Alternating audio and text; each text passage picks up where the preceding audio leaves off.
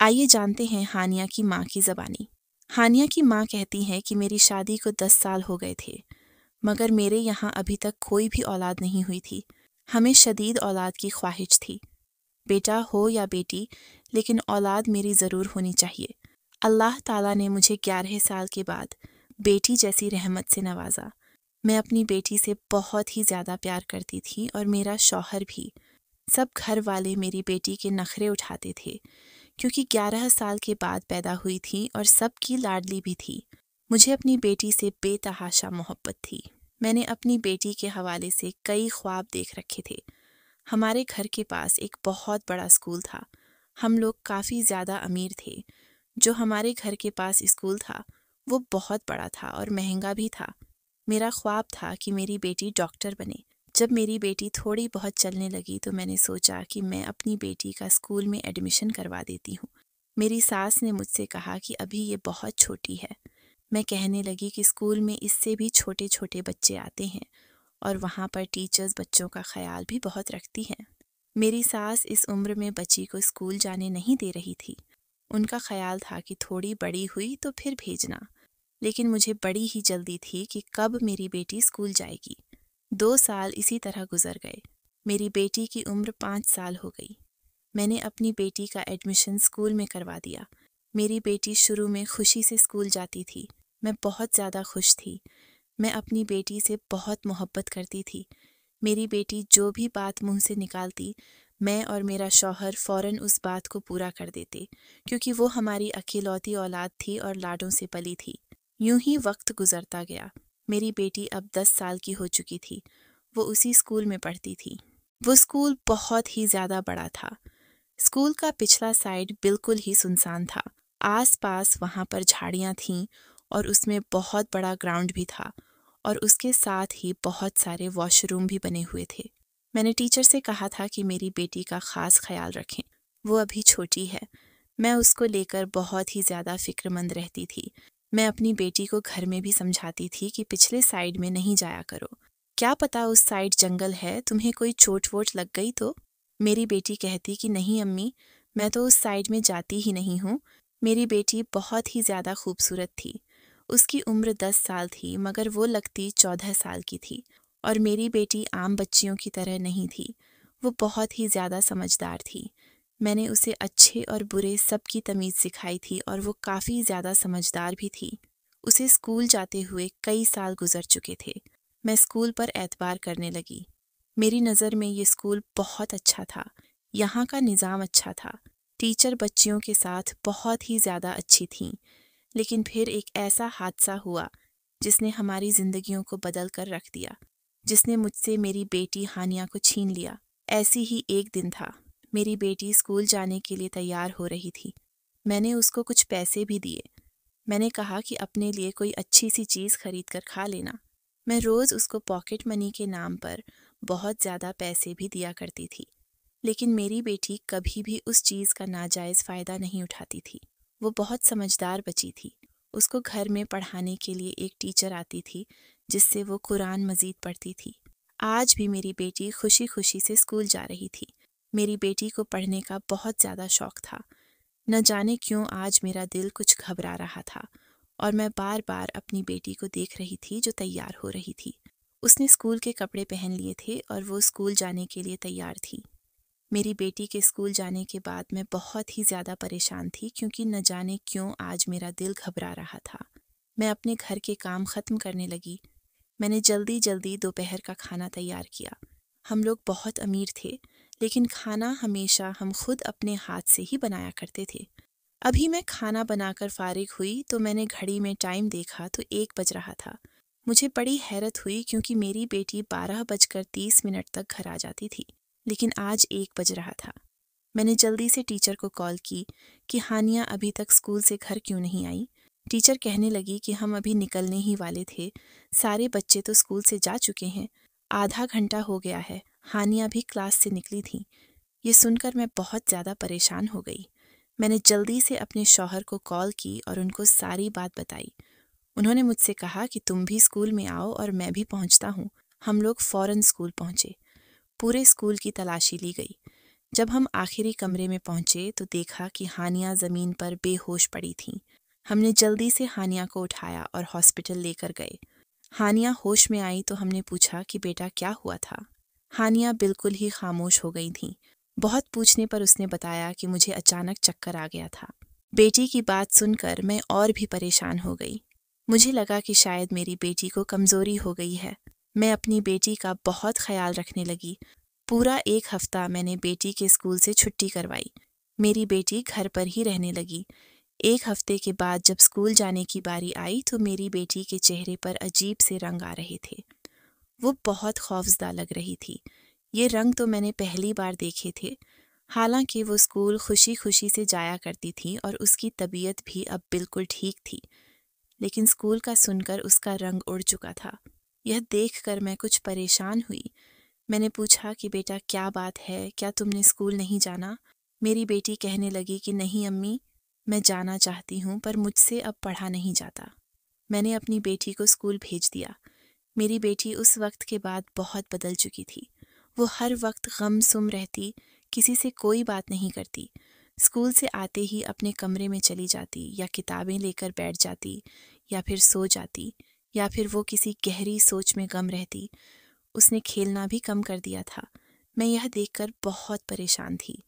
हानिया के अंदर ये तब्दीलियां मुझे बहुत परेशान कर रही थीं। अक्सर मैं भी सोचों में गम रहती कि आखिर उस दिन ऐसा क्या हुआ था कि मेरी बेटी इतनी खौफजदा हो गई है। खैर, अगले ही रोज़ मैं टीचर के पास आई और मैंने उससे सारी बात पूछी कि हानिया किस तरह क्लास में रहती हैं और उस दिन क्या बात हुई थी। टीचर कहने लगी कि अजीब तो कुछ भी नहीं हुआ था। उस दिन हम लोग बच्चों को पढ़ा ही रहे थे।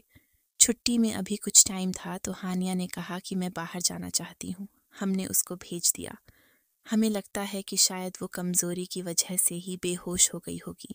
उस दिन गर्मी भी तो बहुत ज़्यादा थी। यह सुनकर मैं कुछ देर खामोश हुई। फिर मैंने पूछा कि हानिया में अब कुछ तब्दीलियां आ रही हैं या फिर वो पहले की तरह ही अब अच्छा पढ़ती है। टीचर मुझसे कहने लगी कि नहीं, ये बात मैंने भी नोट की है कि हानिया पहले की तरह तवज्जह से क्लास में मौजूद नहीं होती। ऐसे लगता है जैसे वो सब गायब दिमागी से सुनती है और उससे कोई सवाल पूछो तो वो भी उसको याद नहीं होता। मैं तो हैरान हूँ। हानिया तो बहुत ज़हीन बची है। पूरी क्लास में हमेशा टॉप करती है, लेकिन कुछ दिनों से वो बहुत बदल गई है। क्लास में भी गमसुम रहती है। टीचर की बात सुनकर मैं और भी परेशान हो गई। मुझे यकीन हो गया कि उस दिन ऐसा कोई न कोई वाक़या ज़रूर हुआ है जिसने मेरी बेटी को बदल कर रख दिया है, जिससे मेरी बेटी इतनी खामोश हो गई है। लेकिन मैं नहीं जानती थी कि इस खामोशी के पीछे कितना बड़ा तूफान छिपा है जो हमारी जिंदगियों को तबाह करके रख देगा। इसी तरह दिन गुजरते जा रहे थे। मेरी बेटी अक्सर स्कूल से छुट्टी करती। अब मैं अपनी बेटी को ज़बरदस्ती स्कूल भेजती थी। वो स्कूल जाने से हमेशा ही इनकार करती। हालांकि वो कुरान मजीद बहुत शौक से पढ़ती थी। मदरसे वाली बाजी उसको पढ़ाने आती थी। उन्होंने ही मुझे बताया था कि वो सबक पढ़ने में बहुत अच्छी है। उसका कुरान मजीद अब भी ख़त्म ही होने वाला है, लेकिन वो स्कूल के मामले में कुछ बदल गई थी। अब उससे पहले की तरह स्कूल में कोई इंटरेस्ट नहीं रहा था। ये बात मुझे बहुत परेशान कर रही थी। मैंने अपने शौहर से इस बारे में बात की तो मेरा शौहर कहने लगा कि शायद उसके जहन पर पढ़ाई का लोड आ गया हो। वैसे भी उसकी क्लास की इतनी मुश्किल पढ़ाई है। मैं ये बात सुनकर खामोश हो गई। अब मैं अपने शौहर को कैसे बताती कि आखिर हानिया को क्या हुआ है। उसकी खामोशी मुझे बहुत परेशान कर रही है। एक दिन मैं हानिया को डॉक्टर के पास ले गई। हानिया के पेट में दर्द था। चेकअप के बाद डॉक्टर ने मुझे अपने पास बुलाया और जो बात उन्होंने मुझे बताई वो सुनकर मैं बहुत ज़्यादा परेशान हो गई। डॉक्टर मुझसे कहने लगी कि आपकी बेटी शदीद डिप्रेशन में है। वो शदीद ज़हनी दबाव का शिकार है। ऐसी कोई बात हुई है आप लोगों के घर में जिससे बच्ची ने बहुत टेंशन ले ली है? ये सुनकर तो मैं हैरान ही रह गई। मैंने डॉक्टर से कहा कि नहीं डॉक्टर, ऐसी तो कोई बात नहीं है। हम तो अपनी बेटी से बहुत प्यार करते हैं। उसका हर कोई ख्याल रखता है। उसकी दादी भी उस पर जान छिड़कती है। यह मेरी अकेलौती औलाद है। अल्लाह ताला ने मुझे शादी के 11 साल के बाद बेटी जैसी रहमत से नवाजा है। हम भला उसे कुछ क्यों कहेंगे और टेंशन देने का तो सवाल ही पैदा नहीं होता। डॉक्टर कहने लगी कि उसे पुरस्कून रखने की कोशिश करें। ये बहुत ज़्यादा ज़हनी दबाव का शिकार है और किसी बात को लेकर। जैसे मैं हानिया को लेकर घर आ गई, लेकिन मेरा दिल बहुत ही ज़्यादा परेशान था। मैंने बहुत दफ़ा हानिया से पूछने की कोशिश की, लेकिन वो कुछ भी नहीं बताती थी। बस इतना कहती कि उस दिन मुझे अचानक चक्कर आ गए थे और मैं बेहोश हो गई थी। बहुत पूछने पर भी वो कुछ नहीं बताती थी। दिन इसी तरह गुजरते जा रहे थे। मैं अपनी बेटी की वजह से बहुत परेशान थी। हर वक्त सोचों में गम रहती कि आखिर ऐसा भी क्या हुआ था उस दिन। मुझे समझ नहीं आ रहा था कि किस तरह पता लगाऊं। एक दिन मैं दोबारा उस टीचर के पास गई और मैंने उनसे कहा कि आपके स्कूल में कैमरे लगे हुए हैं। क्या आप मुझे उस दिन की फुटेज दिखा सकती हैं जिस दिन मेरी बेटी बेहोश हो गई थी? मैं देखना चाहती हूँ। टीचर ने कहा कि जी ज़रूर। अचानक उन्होंने लैपटॉप ओपन किया और मुझे फुटेज दिखाने लगी। मैं देख ही रही थी, लेकिन उस दिन की फुटेज लैपटॉप से गायब थी। यह देखकर मैं और भी ज़्यादा परेशान हो गई और टीचर भी कुछ परेशान लग रही थी। वो कहने लगी कि शायद सिस्टम का कुछ मसला हो गया होगा, लेकिन मेरा दिल मुतमिन नहीं था। मेरा दिल अंदर से खौफजदा हो गया था। यह कोई इत्तेफाक नहीं हो सकता था। उस दिन की फुटेज भी गायब कर दी गई थी। मैं परेशान हाल घर वापस आ गई। रात को मेरे शौहर ऑफिस से वापस आए तो मैंने उन्हें सारी बात बताई।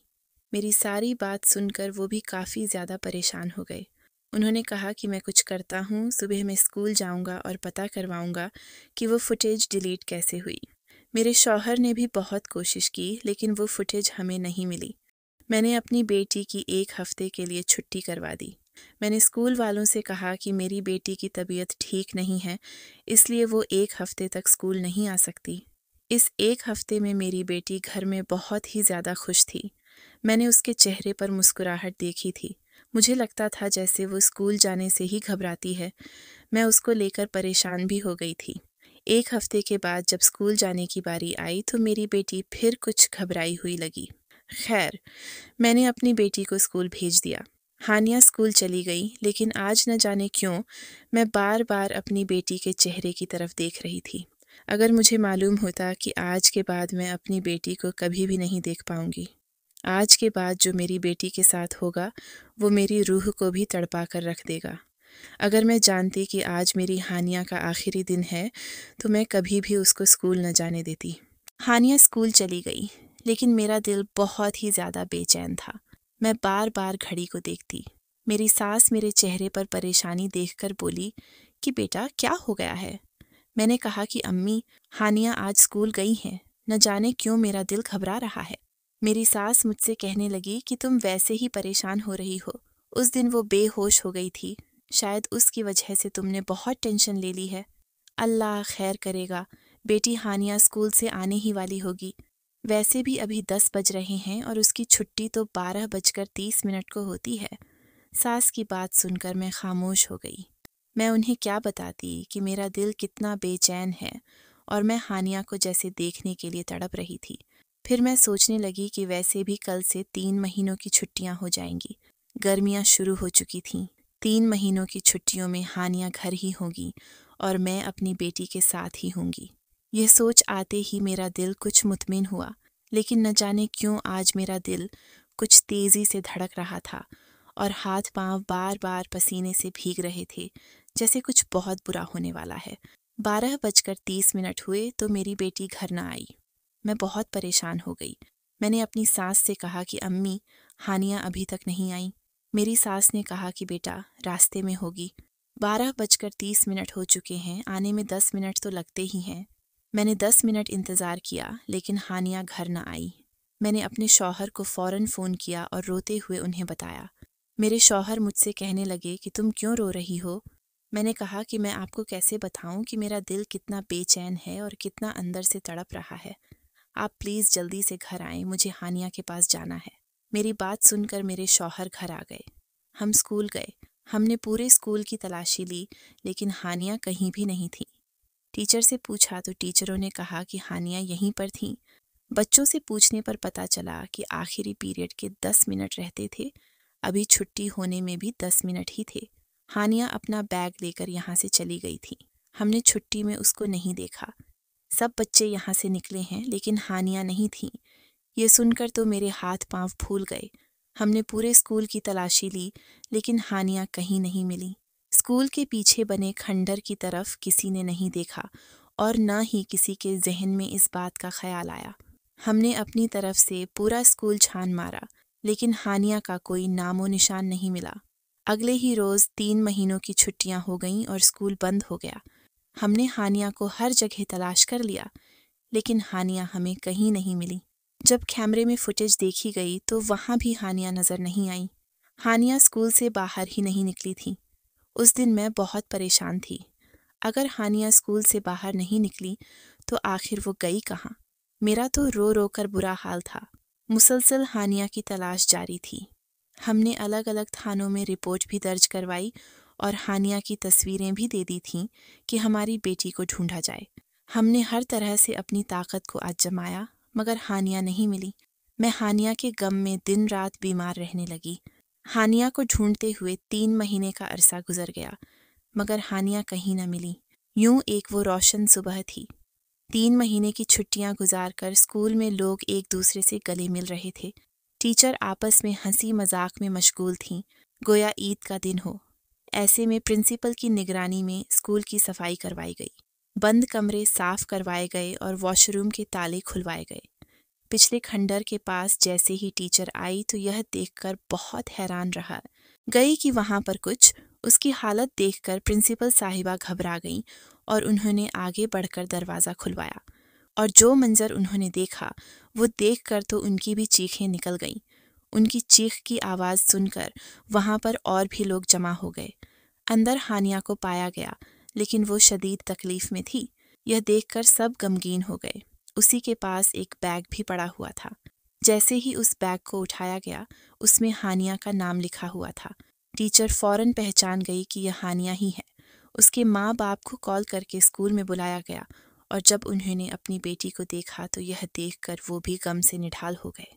उन्हें यकीन ही नहीं आ रहा था कि यह उनकी हानिया है। यह उनकी वही बेटी है जो अल्लाह ताला ने उन्हें 11 साल के बाद अता की थी। मन्नत मुरादों वाली औलाद का यहाँ हाल देखकर उसकी माँ तो गम से निढाल होने की दहलीज पर थी। अचानक लोगों ने देखा कि दीवार पर कुछ जुमले लिखे हुए हैं। सब ने वो जुमले पढ़े। फिर एक खत मिला जिसे पढ़कर सबकी आंखों से आंसू जारी हो गए। कोई सोच भी नहीं सकता था। हानिया के साथ एक संगीन वाकया पेश आया जिसने सबको हैरान कर दिया। उस चीज का जिम्मेदार आखिर कौन था? खत में लिखा था कि अम्मी, मुझे यहाँ से निकालें। मुझे बहुत डर लग रहा है। यहाँ बहुत अंधेरा है। मुझे भूख भी लगी है। मम्मा पापा मुझे यहाँ से निकाल कर ले जाएं। मुझे डर है कि मुझे कोई नुकसान पहुँचाएगा। और उस खत में जो बात हानिया ने लोगों को बताई वो सुनकर पुलिस वालों ने फौरन हेडमास्टर को गिरफ्तार करवाया। कोई सोच भी नहीं सकता था कि यहाँ 60 साला बूढ़ा इस तरह की हरकत करेगा, जो बहुत पढ़ा लिखा और अमीर मालूम होता है और अंदर से उसका किरदार इतना खोखला है। जिस दिन हानिया बेहोश हुई थी उस दिन उस हेडमास्टर ने उसको डराने की कोशिश की थी और अचानक हानिया गिरकर बेहोश हो गई। वो डर की वजह से बेहोश हुई थी। हेडमास्टर ने उसे डराया गया कि वो खामोश रहे, जिसकी वजह से वो खौफजदा हो गई।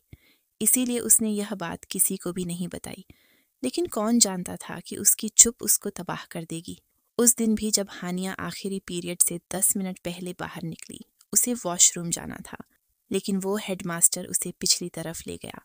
हानिया को एक गैर महफूज सूरत ए हाल का सामना करना पड़ा, लेकिन हानिया ने उसे बाहर धक्का देकर फौरन अपने पीछे कुंडी लगा दी थी।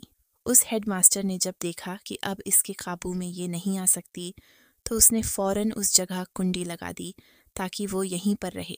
उसी वक्त फौरन स्कूल की छुट्टी हो गई और बच्चों के शोर में हानिया की आवाज़ दब गई। कोई भी उसकी फरियाद को सुन ही नहीं पाया और आज जो उसको पाया, यह देखकर तो सबकी आंखों से आंसू जारी हो गए। हमें समझ नहीं आता कि इसके जिम्मेदार कौन है। उस हेडमास्टर को गिरफ्तार कर लिया गया और उन्हें उम्र कैद की सज़ा दे दी गई। हानिया के टीचर ने वो स्कूल हमेशा हमेशा के लिए छोड़ दिया। उन्हें यही एहसास अंदर ही अंदर मार रहा था कि इसमें कुछ न कुछ गलती उनकी भी है।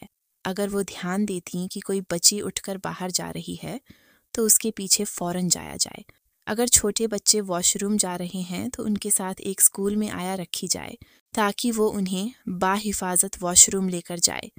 यहाँ इंतज़ामिया की ही गलती है, लेकिन अब उनके एहसास ए जुर्म से क्या हो सकता था। हानिया तो वापस नहीं आ सकती थी। हानिया की माँ यह कहानी सुनाते हुए बेतहाशा रो रही थीं और उनका कहना है कि अपनी औलाद का ख्याल रखा जाए। आज उनकी बेटी को गए हुए 10 साल हो गए हैं, लेकिन उनका गम आज भी बिल्कुल ताज़ा है, पहले दिन की तरह, और उन्हें हानिया की कमी अंदर ही अंदर खा रहा है। अल्लाह पाक हम सब के बच्चों की हिफाजत फरमाए, आमीन। अगर आपको यह वाक़या पसंद आया हो तो हमारे चैनल को सब्सक्राइब करें।